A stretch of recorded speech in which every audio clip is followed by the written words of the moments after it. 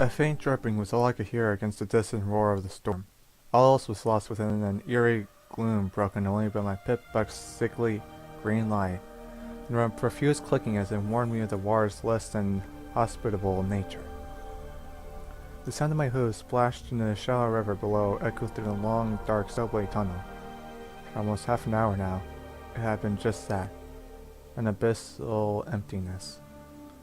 Yet the deeper we went into the labyrinth of tunnels, the more cold concrete surroundings became illuminated by few flickering lights of their own. It appeared that some form of power was still functioning, leading me to believe the slavers must either have a generator or somebody else had managed to get it started. New management led me to assume the latter. At the top of danger right now, however, was flash floods. This wasn't the first time I had been caught on the ground during a downpour. Albeit the last time I was caught off guard. I'd hoped that I'd never had to endure the same terrifying ordeal again, trapped in the concrete tomb and doomed to drown in thick mud. I had to remind myself that I had little choice if I wanted to get through here. Yet the name Clip had first given to this place, and the fact that either a raider, even a raider preferred death over entering the city had me more than a little on edge. Then there was my new black armored friend. I looked at my pip-buck. The map I presented had switched to one of the tunnels under the city, and according to it, and Clip, we were heading the right way. Furthermore, the strange arcane device had marked several locations, including an excavation site to the south, a train yard in the southwest, and a plaza boasting the city to the southeast. The latter most included Southern West Equestria Stable Tech and MAS hubs, and a place called Oracle, Southwestern Equestrian HQ. Another marked kindly remained me in days that these tunnels were named after screams. I have to admit that as useful as my pip-bug's rapidly multiplying functions were, there were a few things I'd rather the thing keep to itself. "How are you holding up?" asked a pair behind me, glancing back to see both Sky and Orc's reflection in the inky black water. The former was clearly not liking the whole situation. Yet was B hiding away in an old factory and awaiting their inevitable capture. "Fine, just the quicker we get out of here the better," Sky reminded me, as Orc gave a weak nod. As much as I agreed with her, I had a feeling that we weren't going to get away with walking under the sea completely scot-free. The anticipation of an impending danger was like a coat of biting bugs crawling beneath my barding. I still had to figure out a way to get to the Stable Tech building and find out where the Transcendent were most likely operating from. "Don't worry, we're evenly matched down here. There's 3 of us who can fight, and I doubt they could fit any more ponies there in here with us," I replied, lifting my Steel Blaster and my magic. As much as I knew the modified beam rifle was better at close quarters, I found it hard to believe my own statement. I couldn't gun down the flood after all, and chances were that slaver ponies were the last dangerous thing that may be lurking down here. Sky seemed to suspect the same thing, as did the others.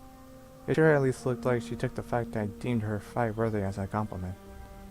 Really hoped I was right about that. The idea of facing something that couldn't simply shoot to death only strengthened as we passed several gaping holes in the tunnel walls, each gushing with torrents of brown filth. The foul smell was almost overwhelming, and the sharp metal scraps that swirled about within the water and cut at my barding didn't bode well either.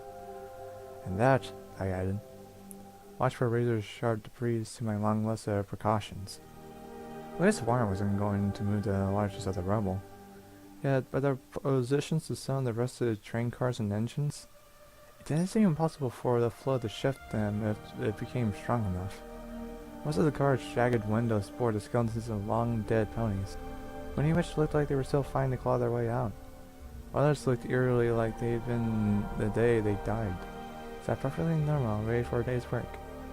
Another strike came in the form of dangling electrical wires that sparked dangerously close to the water, the coppery smell mixing with scorched rubber. challenged the stench of sewage for dominance of the damp air as we cautiously passed them by. Next came evidence of something I could at least shoot. Dead ponies drifted about in the junk. Most of them had been stripped of their flesh. Surely this was the raiders' doing. Even so, I felt my blood run cold as almost bare pony skull drifted by me. Their cherry gasped and issued a muffled whimper at the sight of them. I felt another to run over and hug her. She's not a fool, I reminded myself sternly. Besides, I didn't even think it was good enough of a pony to have the right to embrace anymore. To his credit, the youngest among us seen most resistance to the gruesome sight. I had to wonder what was actually what the slavers had put him through to make him so desensitized. The images made it hard to believe he'd come back into the city so willingly. Yet his commitment to saving us seemed as strong as Sherry's. If not, bit was naive. I scowled at my thoughts for adding that last part, but I couldn't deny it was at least partially right. Just like Gina had criticized. My thoughts turned to the griffin only for a few seconds before the build-up of corpses began to turn the water into a river of decay. I heard Orc begin muttering something to herself over and over. She closed her eyes and turned her nose up from the foul smell. She wasn't the only one, and even in her grumpy state, Sky started to scientifically remind herself that what was dead, and couldn't hurt her. Her resistance to the horrific scene frightened me.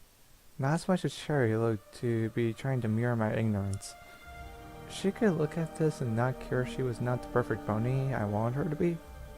She just become like another me, doomed to wander the wastelands and fight an unwinnable fight, willing to question her every action.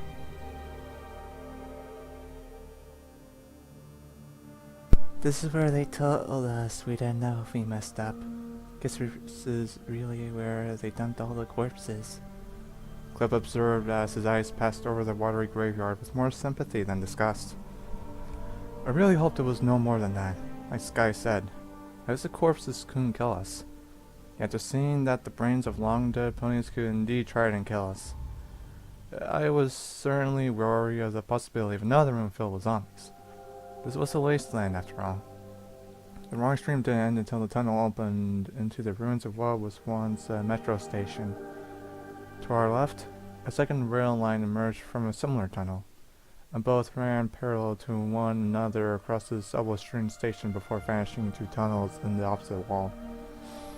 Above, the curved roof of thick concrete and tiles bore a gray wound which a torrential torrent of rain poured down like some unnaturally filthy waterfall. Many more joined as mangled masses of rubble and broken metal trailed down to form a massive pillar as if it had frozen mid-collapse. A crumbling bridge crossed half of the chamber, its opposite side having collapsed over the tracks and burying the rusted remains of another train car. On the opposite track, a similarly weathered spark-powered train had plowed into the platform, its degraded corpse subjugated to a constant being from the water above. I swiftly traversed the rubble that blocked our path, my limbs aching in protest as I wandered onto the last platform and out of the filthy water. My swimming insides began to churn anew as I shook off the water like a wet dog, and most cheering Sky gave me a look that told me such actions were a bad idea with crippled limbs. The legs in question seemed to agree as what felt like bolts of white-hot lightning lanced through each of them. I disguised the pain wince as best as I could as I turned back, both Cherry and I helping to lift Orc up from Sky's side as a pale blue unicorn jumped onto the platform. The moment the injured earth pony touched the concrete, however, she gave a sharp yelp. Her expression made it clear she was dealing with far more pain than I was. And Sky rushed over to her and once again to help take the strain off her limbs. Damn it. I'm going to have to use something stronger, Sky stated, lifting several syringes of Med-X from her medical bags. I knew I could do with some of those too, but I had to sell for the weaker painkillers I was getting. Give us a moment, Sky said, as she focused her task, and both of Cherry nodded. Any idea where to next? She asked. looking up at Clip as he rested his forehead on his shoulders. I just know that all the tunnels lead out to the old train yard on the east side of town. We just follow them to there, and follow the trains back to Crossroads, he told us, seemingly hoping that was enough of an explanation. It was enough for me right now. My growing urge to get out of here was just as satisfied with his words as I nodded. Well, we've got a moment. See if you can find anything useful. Just be careful, I stated. And it was not surprising that Sherry brightened slightly at the idea. Even in our current situation, taking whoever you could when you had the opportunity was one of the oldest wasteland philosophies, after all. Yeah, most of my attention was focused on looking for strange things. Things that may involve my miracle of Pip-Buck and the strangely armored pony after me. Directly above me, I could see that the hole in the roof where the bridge had once connected to the wall. I could also see what was left of the mangled escalators that had once connected it to the platform. On the wall before me, there was a transit sign. Most of it was far too faded to read, and the few words that were visible were written in black along the crumbling tiles above. 4 stars, public transportation. Beside it was a set of old Sparkle Cola and Sunrise Sarsaparilla machines, the smash balls of the respective brands littering the area immediately before them. Additionally, glass of both a smashed nose board and a long since looted food vendor added to the glistening mess. It was almost ironic then, to find the piles of ragged corpses strewn about the platform before them as if the ponies had resorted to eating each other instead. I was unable to fight a gag as I caught the smell. Covering my helmet's respirator with a hoof, I closed my eyes and passed over the foul-smelling mess of rotting bodies and crawling insects. Did I have to remind myself of how much I fucking hated the wasteland for making ponies do something like this to other ponies? Just f them all. That was the only response my mind offered. Cherry didn't seem to be taking it much better either. My mind seemed to have given up on trying to keep the possible truth from her. She too raised a hoof to her mouth, but made no effort to cover up her wrenching. Even Cliff was finally forced to cover his nose. Hey, I spluttered, trying to form words over my urge to heave. Cherry's quivering eyes locked on me, reminding me all too clearly how vulnerable to this she still was. I'm sorry, I shouldn't have convinced you to come down here. I shouldn't have really dragged you anywhere you could see stuff like this. She muttered, and I stepped over to place a hoof on her shoulder.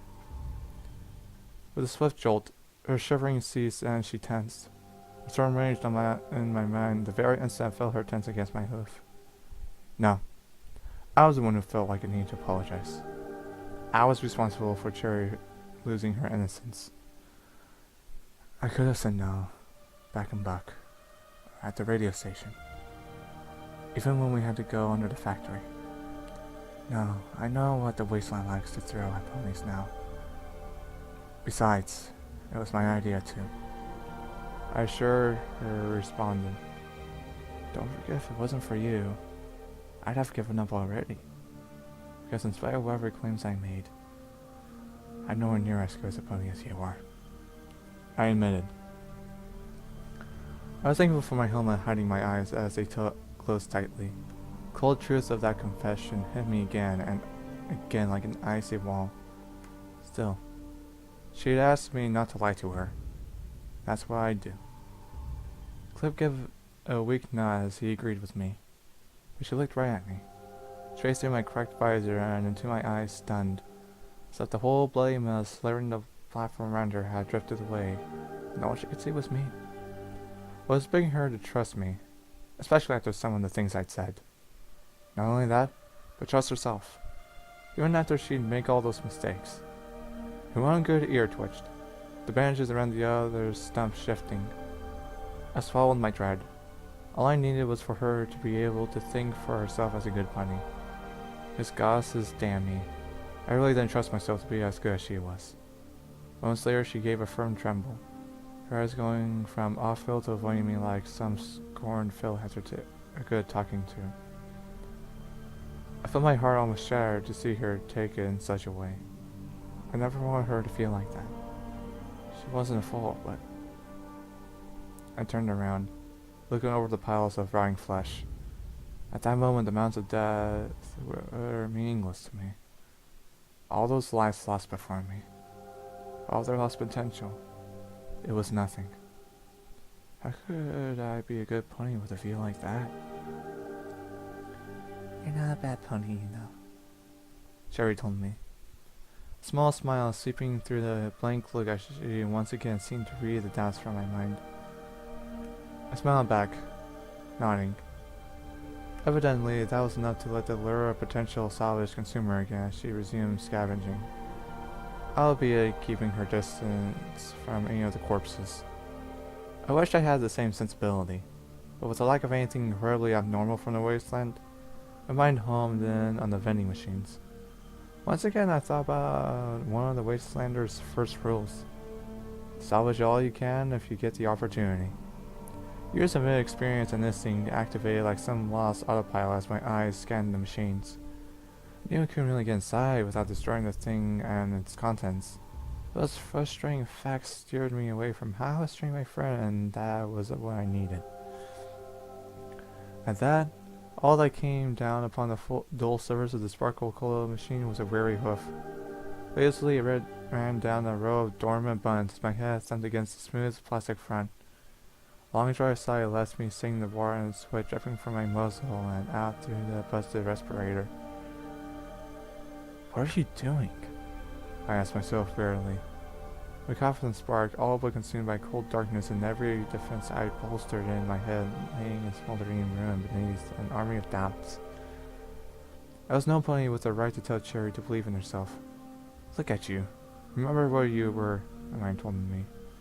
Remember what you overlooked down in that lab. Remember Gina and Babs. Dragonfire? Cherry asked from behind me. My ears switched back. My head turned tentatively in fear she may just run away and leave me. I can have a look at that, if it's okay. She proposed, motioning to the machine. Every part of her was seemingly set on seeing the massacre around her. And I knew focusing on picking a lock was around as far from it as she could hope to get. I looked back at the flickering image of sparkle color on the machine's front, before stepping swiftly aside. Go ahead, I told her as kindly as I could. Her muzzle curved into a weak smile. Then she trotted forward, raising her forehooves to the lock and telekinetically retrieving her bobby pin and screwdriver. Cliff jumped from her back, sliding down beside her and glancing at me. Didn't think it would be this quiet down here. I mean, it's not like I want anything to come get us, it's just... You don't trust silence? I finished for him, and he gave me a knowing look as I levitated him onto my own back. The pen threatened to flare again at the new weight, and I had to swallow another painkiller. Wasteland would not beat me. It would not make me weak. And I was certainly strong enough to carry him. That's right, Wasteland. I'm not weak at all, I mentally cursed, sticking out my tongue at the smug, metaphorical image of the post-apocalyptic world. That's the makings of a pony that ain't going to survive, I told Clip, and he gave a weak little laugh. My eyes remained on Cherry at the words, however, and I know that some parts of me were just stand there and watch her flank. I quickly suppressed such thoughts. Seriously, I was going mad. I was sure of it. My mind still had time to think about those things. I had already assured myself I wouldn't allow her to suffer that same humiliation. Besides, she wasn't my mare friend. She was my friend, and now she was a pony. Really cute, kind of nice looking mare, and not some traumatized rare victim. No! I told my brain, and in an instant, the thoughts retreated away. Fortunately, the pony sitting on my back didn't notice my brief moment of lustful staring, and I especially looked to the left of the row of vending machines where the old remains of a shattered nose spore still bore several weathered noses. Biggest gemstone ever excavated. The volatile sat above an article that elaborated that a respective gem was larger than the city hall. The miraculous discovery found days ago beneath the city, being referred to as the Desert Rose, is according to the mystery of arcane science, the largest natural gemstone never recorded, measuring a staggering 100 meters in length. The gemstone is to be subjected to many on-location tests. Mine owners and workers have been compensated for the closure of several tunnels. The attention still run high as to whom the discovery really belongs. Another article below it told of a record-breaking win for a pony in Las Pegasus. Lucky pony Balthazar Gold wins a staggering 200 million bits during an excessive gambling spree on Equestria's biggest trip. Wish I had that many caps. I mentally sighed as my eyes fell down at the last of the still readable articles. Explosion of Fort Sandstone. State prison. Kills several inmates. Experts from the MOM and Equestrian Defense Force are still working to discover the source of the explosion, which is thought to be an escape attempt gone wrong. I couldn't help but snicker at that one. What idiot would try to blow themselves up to get out of jail? Wouldn't that defeat the purpose? Then I recalled at least 2 occasions escape capture with not but a grenade. Okay, point taken. The map of the Metro network sat beside the notices. The blue background gave the fine white map on the tunnels an almost blueprint-like appearance, ruined only by the big "You are here" that sat over the south station. The map lined up almost perfectly with the one on my pit bug. Minus the new tunnels and collapses over the decades. The words, "They come to take our jobs," were written in weeping ink across some of the maps too. Glancing back at the others, I saw Cherry still struggling with the vending machine and Sky helping Orc walk towards us. One thing I didn't know was that I still had to find a way to get to Stable Tech building. Otherwise, this whole venture was pointless for me. How about the ponies whose lives you were trying to save? My mind asked. Once again, I felt a flood of guilt for thinking about things like that. Even so, I focused my attention on the map. Running my hoof over the moist plastic, I spotted an access tunnel that exited close to the central plaza my pet bug had marked. The MAS, Desert Springs Hub, and its neighbors, the Southwest Equestrian Stable Tech Hub, and the area's Oracle HQ, well situated around the open space. Unfortunately, the tunnel up to them was sitting right above a large area of crisscrossing tracks labeled Subterranean Loading Bay 2. I highly doubted the Razans would leave that large of an area directly up the center of town unguarded or unoccupied for that matter. Nevertheless, the fact we were so close to it and still hadn't seen any pony alive that is, was also somewhat unsettling. The light message displayed across the far left side of the public notice board only twisted those suspicions to something unnerving sinister. They're all around you. All around us? I questioned the words in my mind before looking about. There was nothing but water, rubble, and corpses. There was a smooth clunk above the gushing of water, and the sound echoed painfully through the station as Sherry removed the lock and opened one of the vending machines. In the same instant, a bar of text flashed through my vision and I froze. I would advise caution. One by one, small points of red bars began to flash into existence on my EFS. Yet, looking over the field of corpses, I couldn't see any hostile. Then my head swiveled to the pink mirror in horror, and her proud smile instantly dropped as our eyes met. Whether I could see the danger or not, it was too late. They were all around us, and they definitely noticed. The few red dots in my pickbucket EFS swiftly began to multiply, as an army of dormant hostiles began to wake up. It was a testament to how stupid I was for letting us come down here. No wonder the slavers had no defenses. They didn't need them.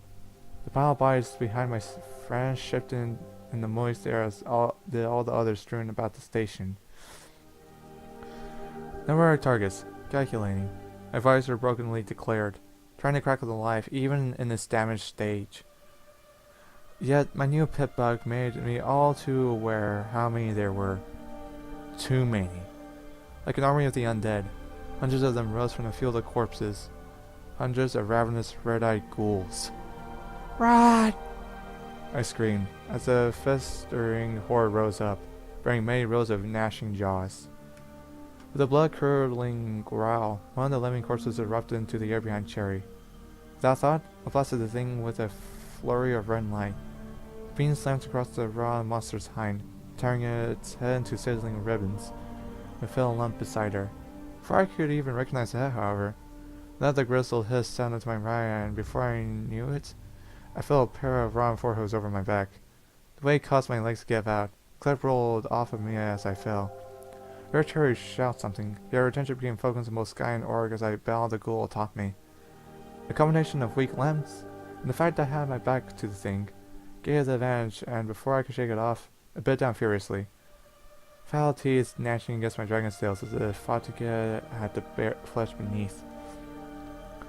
Almost instinctively, I bucked hard with my rear hooves, sending my rump smashing up into the shriveled stomach. I knew a few tricks when it came to being pinned on my front, and the force sent my former pony flying back. And then said exploded as Cliff fired his shotgun. Then another ghoul emerged from the gloom behind him. I leapt right at it. Before the colt could even turn, the ghoul had planted its teeth into my rump. Once again, Dragon's Gale saved my hind from the mauling, but that didn't stop my crippled limbs from ensuring I fell again. Grimacing at the pain, I rolled onto my front, shaking the ghoul off and kicking it right between its glowing red eyes. I fell back, raising its hoof to its face and hissing angrily. I withdrew my hind legs and pounded it a second time, smashing its disfigured face into a vile ichor ghoul's called blood. Wait, is that glowing a faint orange too? Gosh, it's not even the ghouls in this damn place alright. I noticed the goo dribbled Ed over my armor. I've had far worse things wanting to take a good piece of my rump, thank you. I grunted loudly, wincing at the pain in my gut as the bucking motion threatened to tear my insides apart. That didn't stop me from being as foul excuse for a face to a slimy, glowing mess with several more kicks. Before striking another savage beast with the butt of my blaster as it lunged for me. Cliff just looked at me, stunned for a brief moment before I levitated him up with my magic. The pain in my legs suggested that I may not be able to carry him anymore. Levitating him and using my weapon was becoming increasingly hard for my swirling mind. I didn't stop him from firing at several ghouls, all of whom found out that even he was an easy meal as the shotgun reduced them to bloody mush. In a frantic blur of combat, the wet darkness about me was randomly illuminated by a bright flash as Sherry fired my magical energy pistol into more of the zombie ponies, keeping the monsters away from Sky and Orc as they staggered over. "We need to get out of here!" I declared urgently, bringing a heavy forehoof down on the ghoul I struck with my blaster. They glanced up at me as I fired weakly into the face of an encroaching ghoul, and despite the fear, where I could see a sarcastic, "No, you don't say," expression on Sky's face. "Come on!" I shouted, motioning behind me as a rubble piled beneath the shattered hoof. Sky's look then changed to one that told me that the ghouls were not the only ponies who she was going to kill. The look I shot back only told her we had to survive this before any pony was going to kill any pony else. Sherry seemed hesitant to move anywhere in the confusion. Once her clip blasted a pair of leaping ghouls behind her, and she swiftly bolted along the clear path towards us. "Get to the other tunnel! I have an idea!" I instructed as she passed me, wincing at the pain in my stomach. She stopped beside me, her lime green eyes wide in both panic worry. "Go!" I hissed, magically placing Clip on her back. New pain struck me as the pink mayor's expression fell into something like that of a timid fool. She trusted me, didn't she? She trusted I wasn't lying to her again, right? A vulnerable expression was torn away a moment later as the deep instinct to survive took hold and I nearly shoved her towards the top of the concrete pile. She moved moments before I could do so, ciphering up that rubble. A moment later, both Sky and Orc were past me and I began to backpedal up the pile of rubble, blasting the ghouls back with more controlled blasts of magical energy as I reached the peak of the mound. The sound of similar energy blasts behind me told me that there was probably more of them to gun down on the other side. It also told me that I was going to have to be fast. With a grunt of pain, I looked to the floor below. Several more zombie ponies were advancing from my side. More still crawling over from the opposite platform, flowing across the flood tracks as a shambling horde. I brought my blaster up, sending several searing bolts of energy into the oncoming horde, while blindly spraying plasma into the others. There was a horrid chorus of wet pops, harsh screams, and hisses as at least 5 of the zombies reduced to wet ash. 2 more of them gruesomely dismembered and fell convulsing into the soaked platform. the bitter stench of their boiled flesh mixing with that of the decomposition. Yet for all of that once I fell, two more were unscathed enough to persist and began clumsily scaling the rubble. Savage jaws snapped, flared nostrils emitting a faint orange glow as they stared like rabid dogs. With an experienced twitch of my magic, I reloaded my blaster, tossing the empty spark batteries at them for good measure. Who knows, maybe if you can have a hit one in the eye or something. The thought was irrelevant, however, and once again I brought the barrel of my blaster to bear on the horde, adding all the firepower my horn could cope with. "Look out!" was all I heard one of the others call out amidst a horrific screech in my right ear. I spun around, only to see a savage corpse lunge down at me from what was left of the station's upper bridge. I moved my weapon to blast the creature, yet with no time to pull the triggers. The length of my energy rifle force between us was the only thing blocking me from those teeth, and the ghoul collided with my hooves first. I couldn't help but scream, both in terror and agony, as I was roused to the cold rubble and began to slip down as far side, instead of gnashing jaws only inches from my helmet. The ghoul hissed, spouting vile secretions over my visor with every jolt. It was just Gina standing over me. Her head, mirrored by that brain creature, came flickering back to me as my magic and my horn flared. A bright spout of cyan fire hissed forth, searing the ghoul's face. The creature thrashed wildly, trying to bat the fire away as I pressed all four hooves against its underside and bucked up. I flew upwards as my hind legs did as instructed, yet my forehooves burned like they were on fire and gave out, sending the ghoul's teeth right down at my face. I shifted my head, missing its teeth by inches, but the creature took the opportunity to bring its scorched jaw down on the underside of my left shoulder as my hooves stretched up weakly. The softer underside of my barding was no match for the sharp needles it called teeth, and all I did was cry in pain as the serrated blades tore at my soft flesh and my magic failed, weapons clattering away from me. In a frantic struggle, I brought all three of my free hooves to bear, beating them against the ghoul's front hind with all my might. It didn't seem to be going anywhere, however, and Spawn was still firmly wrapped around my shoulder. I couldn't stop screaming. My ravaged brain, those accusations came forth, and I could do nothing but understand as they told me how much I deserved to die this way. The idea both terrified me and relieved me. Suddenly a pair of pink hooves connected with the beast's head. There was a sharp, bloody pop as the force yanked its teeth from my flesh.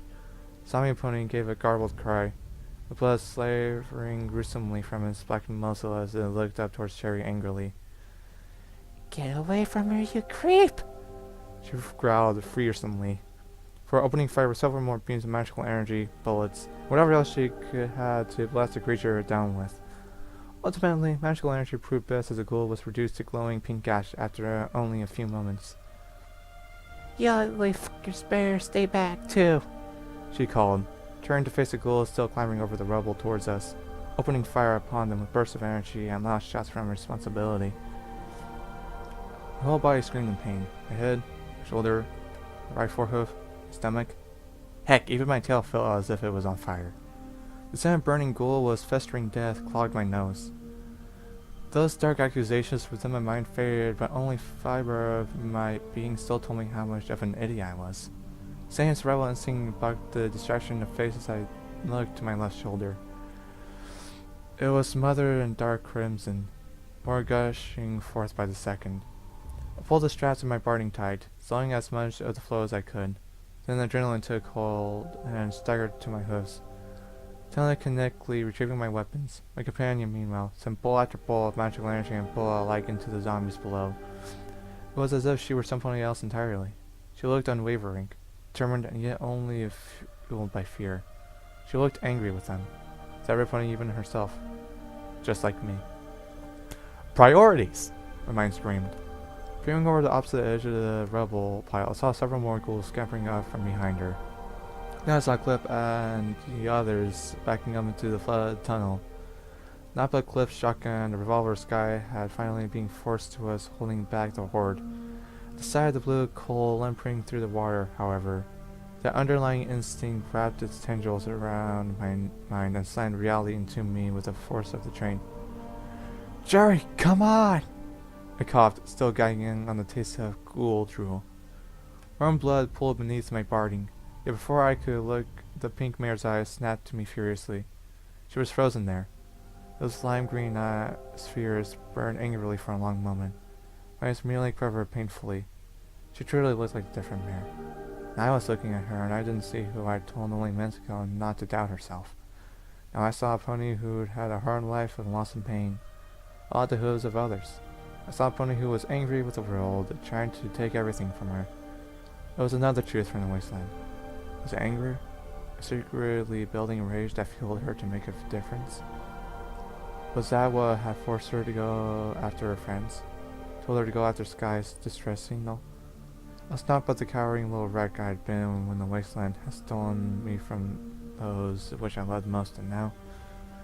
By the gods, this Dragonfire, you have no idea. My mind hissed. Then Cherry's angry expression wavered, and the look at my bloody shoulder seemed to call her back into the urgent reality. Dragonfire, you're... She declared urgently. I raised the hood, grimacing at the pain as I motioned for her to stop. No, we need to get off this platform, now! I forced, a weak tone and coughing doing nothing to say concerns the rest. She looked hesitant, even with the shambling of 100 approaching ghouls. Before she can get good object in any way, however, I turned towards the downward rubble slope. I heard her hooves shuffle uneasily. Dragonfire, you can't make it like... I can worry about all the shit that's going with me when we're out of here. I cut her off sharply, knowing she was going to speak the moment my wounded body began to falter. Then, without even so much as a word, I brought my blaster up my horn, feeling like a hard screw twisting back into a skull as I rapidly pulled the trigger. A few ghouls Cherry had left on this side of the rubble was swiftly reduced to true corpses.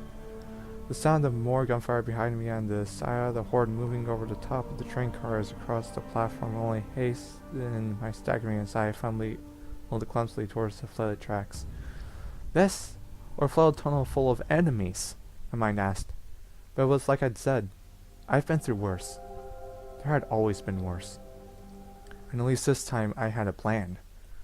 The survivalist part of me would not allow me to go on without at least some kind of plan.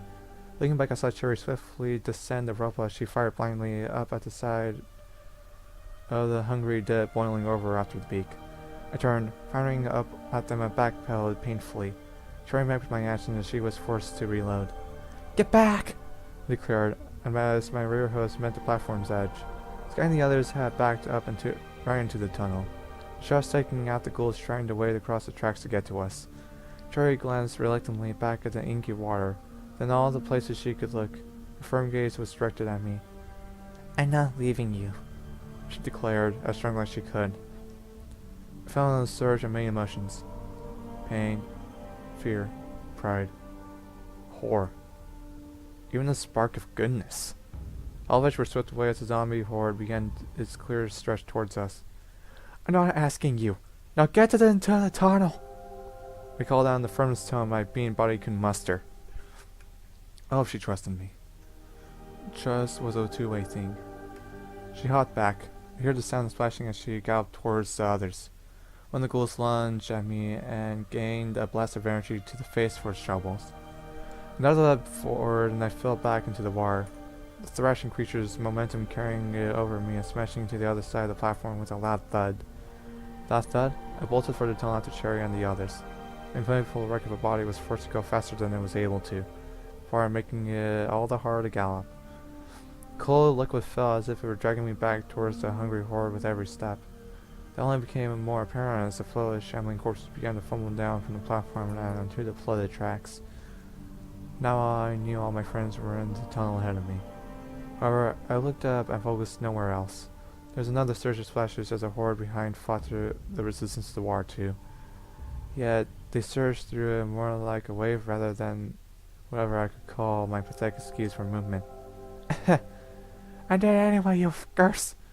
He called, knowing they were about to end up the same way any second now.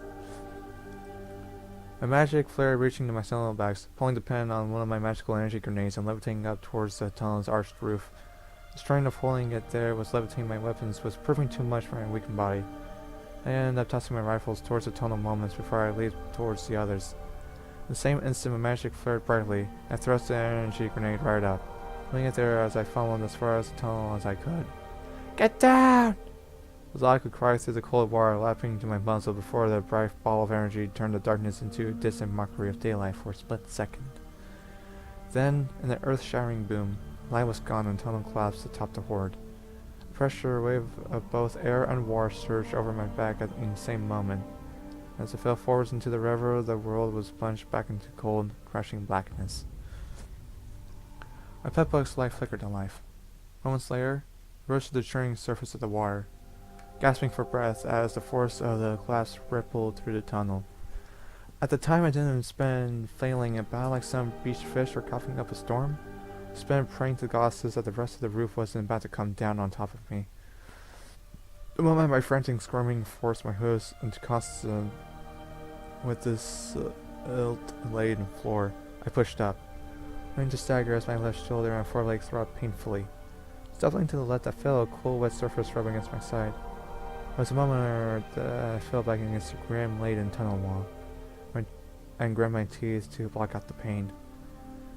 Damn it, Dragonfire, this was a bad idea. No more doubts, no more mental breakdowns, no more nothing. This was a simply bad idea, and you knew it. My mind went on and on, over and over.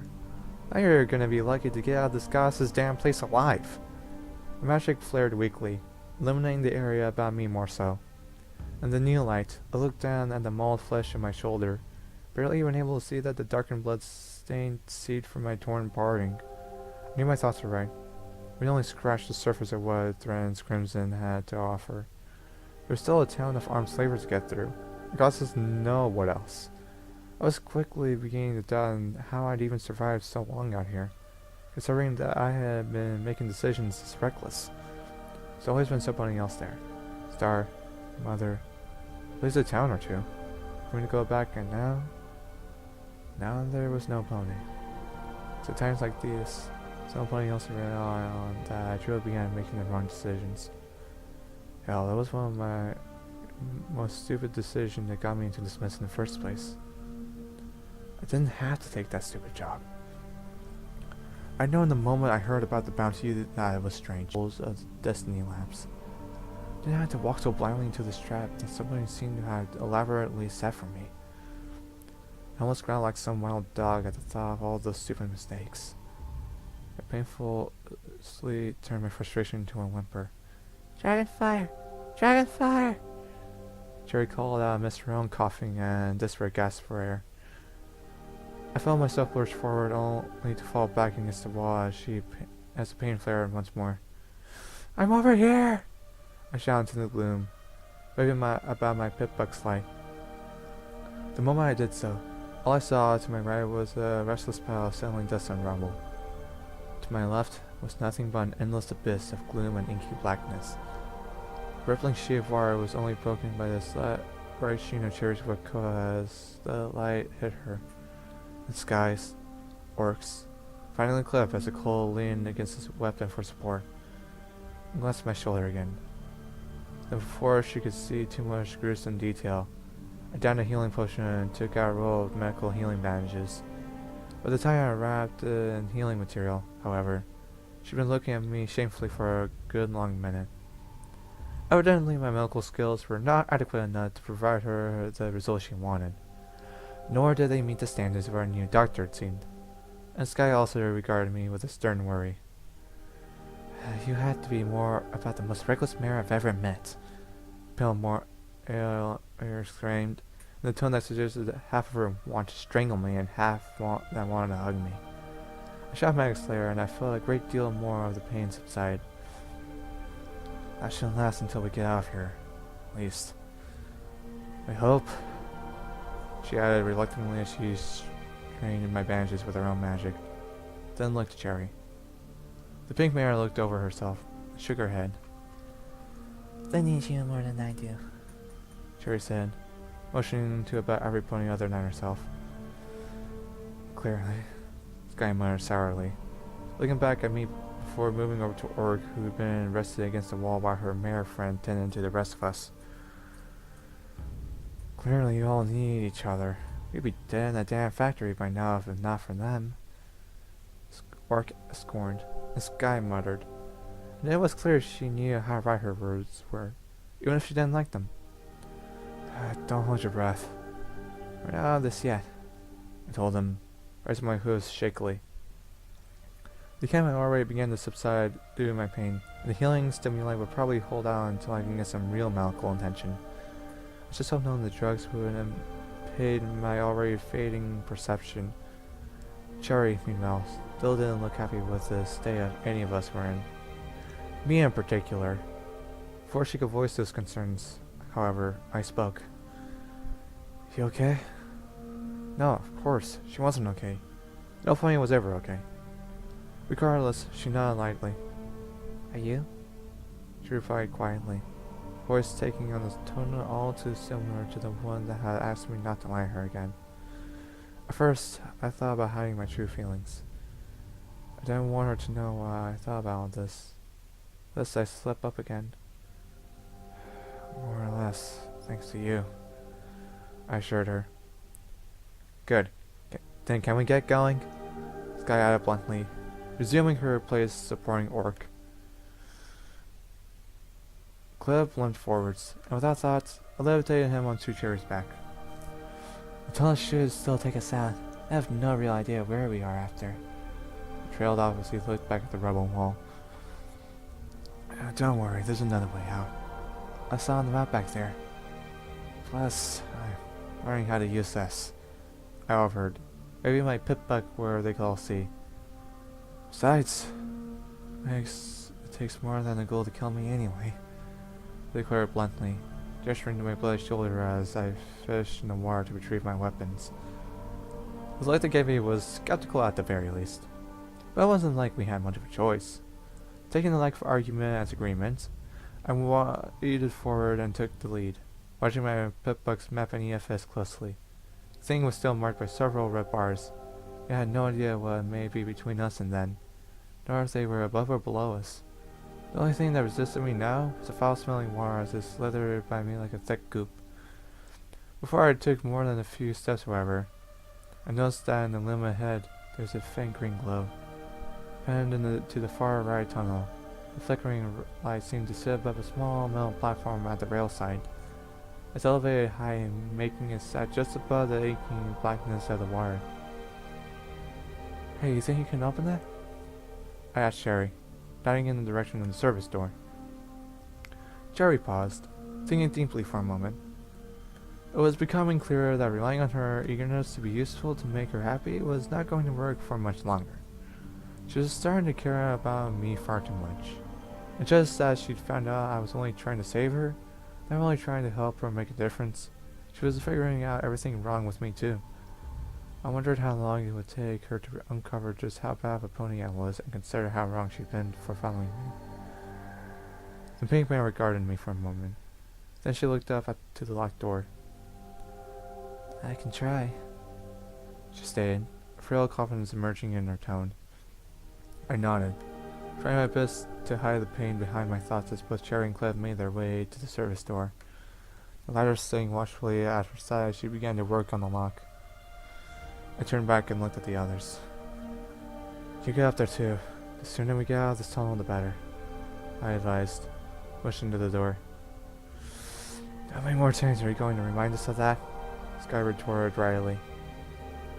A sudden disturbance in the silence behind us broke the mutual tension. The 3 of us looked at each other. Then back at the rubble, only to see small parts of it begin to crumble and the sound of 100 scratching hooves began growling like a buzz of 1,000 angry bees. Those f***s were still after us? Damn, these ghouls are the most tenacious in the damn wasteland. I think you're both right. Now let's talk a more moving, please.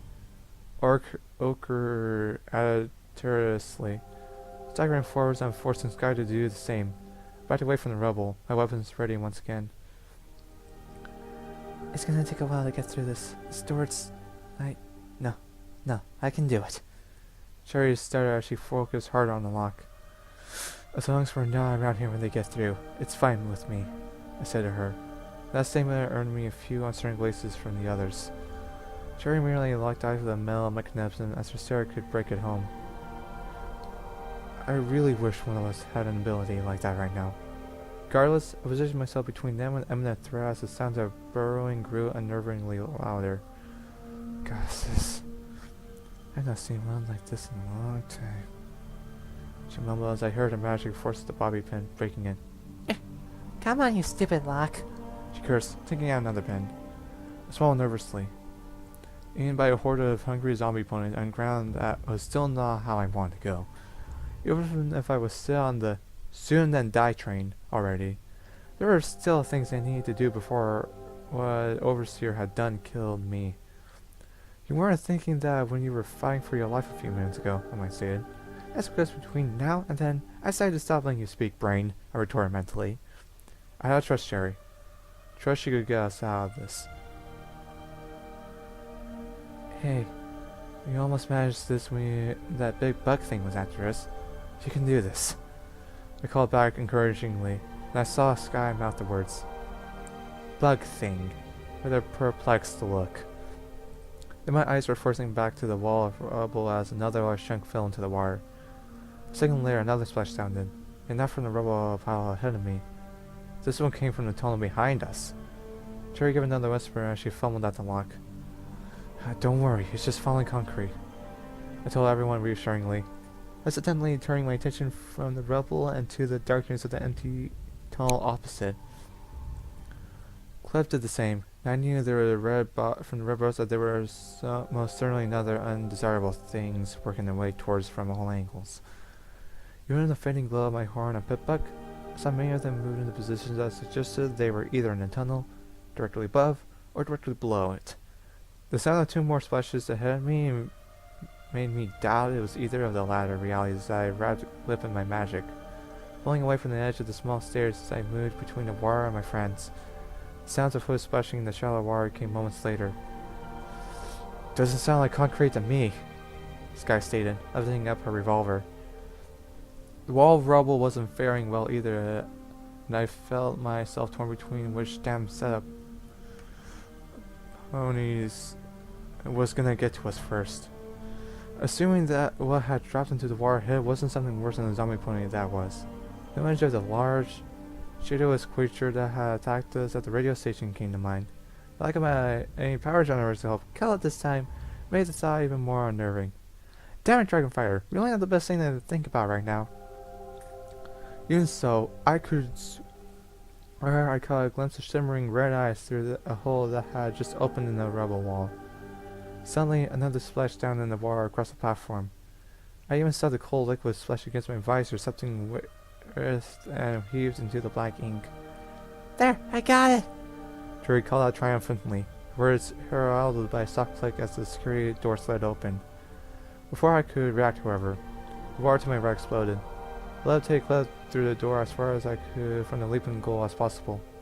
But in an instant the creature had reached the platform. Cherry screamed, living corpses landing atop her, red hose wrapping around her as the teeth clattered against the barding on the back of her neck. I swung around with all the force I could, no concern for the pain I knew I'd be feeling when the chems wore off. Get the f*** off here, you f***er! I screamed at the top of my lungs as I sent my rear hose into the creature's skull. It recoiled, giving a gargled hiss as it slipped back. Cherry kicked up, rear legs connecting with the beast's stomach and sending it flying back. Get in here, you two! Came Sky's voice from the other side of the door. I felt a small spark of relief as I realized he'd gotten himself through. Seconds later, there was a growl, and the relief was stolen as another ghoul erupted from the water. I bolted through the door as the zombie pony leapt up. He wrapped his hoof over the metal rail on the track side of the platform and reached up for my tail with his jaws. Cherry made it through the door just before me. Ghoul clambered over the bars and tried to grab my hind legs. The next brief moment was one spent begging the goddesses I didn't trip.